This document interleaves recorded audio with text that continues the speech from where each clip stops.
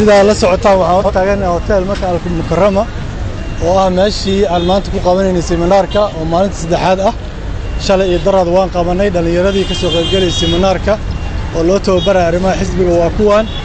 waad u jeedaan waxa isu gadaamay ciidamada booliska Soomaaliyeed oo loogu talagalay sharciga iyo nabadgelyo in ilaaliyaan yaa waxa loo isticmaalayaa caburin iyo cagajugleyn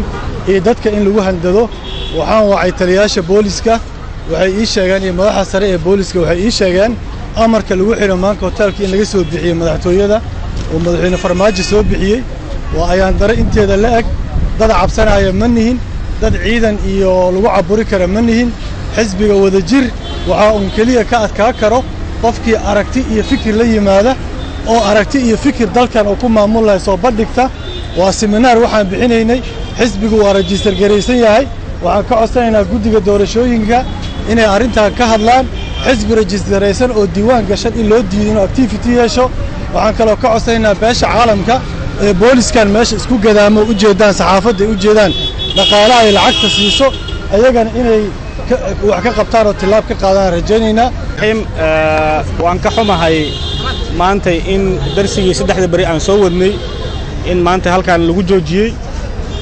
macallinkii aad arkayseen duruustii waa duuban yihiin oo ardayda loo dhigay waa dawladnimada waa dimuqraadiyadda waa sarreynta sharciga waa wax walba oo dalkan maxaa la yiraahdaa la rabay inuu ku hagaago annaga waxaan xisbigeena afkaar aan u taaganahay waxaan rajaynaynaa inay afkaartaas socoto nama caburi karaan nama cadaadi karaan insha Allah ta'ala waana wadaynaa baritaanka iyo waxbarashada iyo wixii aan wadnay waa wadaynaa waan u taaganahay waxaan ahaa macallin ka bixinayay seminaarka halkan lagu qabanayay wacyigelinta iyo baraarujinta dhalinyaradu inay bartaan dawladnimada iyo qarannimada iyo maamul wanaaga waxaa nasiib darro ah ardadii aan waxbarayno oo aan soo jiilka cusub soo kobcinayn